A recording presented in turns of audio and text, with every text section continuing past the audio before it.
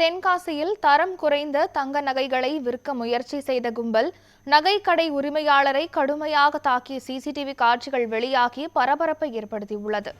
இதுகுறித்து கூடுதல் விவரங்களை நமது செய்தியாளர் ராஜன் வழங்க கேட்கலாம். ராஜன் வணக்கம். இந்த சம்பவம் தொடர்பான விரிவான தகவல்களை பதிவு பண்ணலாம். ஆஷா, அதாவது தென்காசியில் தரம் குறைந்த தங்க நகைகளை விற்க முயற்சி செய்த சம்பவம் தென்காசி மாவட்டத்திலிருந்து பெரும் பரபரப்பை ஏற்படுத்தியுள்ளது. நகைக்கடை உரிமையாளரை கடுமையாக தாக்கும் சிசிடிவி காட்சியும் தற்போது வைரலாக பரவி வருகிறது. அதாவது தென்காசி மாவட்டம் தென்காசி நகர் பகுதியைச் சேர்ந்த சர்பந்த் இவர் தென்காசி நகரின் மைய பகுதியில் உள்ள அம்மன் சன்னதி பஜாரில் AR என்கிற நகைக்கடை ஒன்றை நடத்தி வருகிறார்.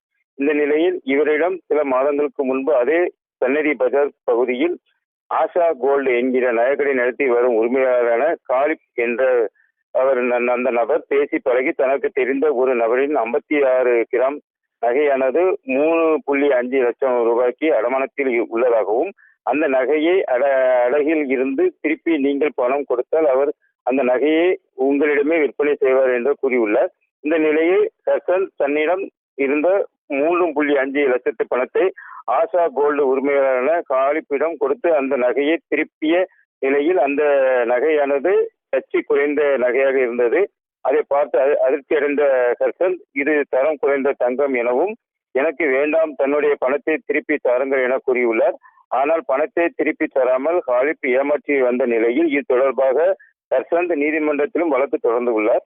இந்த நிலையில் நேற்று இரவு சர்பந்தை காலிப் உள்ளிட்ட சில நபர்கள் பேச்சுவார்த்தைக்கு அழைத்து கடுமையாக தாக்கியுள்ளனர். இந்த நிலையில் தற்போது அது தொடர்பான சிசிடிவி காட்சிகள் தற்போது அந்த சிசிடிவி காட்சிகள் வெளியாகி பெரும் பரபரப்பை ஏற்படுத்தியுள்ளது. இந்த நிலையில் இச்சம்பவம் தொடர்பாக தென்காசி போலீசார் வழக்கு பதிவு செய்து சர்பந்தை தாக்கிய காலிப் மற்றும் அவரது சகோதரர்களான அசம், ஹாஜி உள்ளிட்ட 4 நபர்களை பிடித்து தீவிர விசாரணை நடத்தி வருகின்றனர்.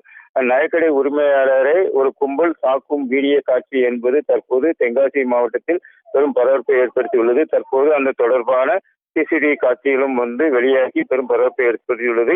இது தொடர்பாக தென்காசி காவல்துறையினர் தீவிரமாக விசாரணை நடத்தி வருகின்றனர். ஆஷா, தகவல்களுக்கு நன்றி ராஜன்.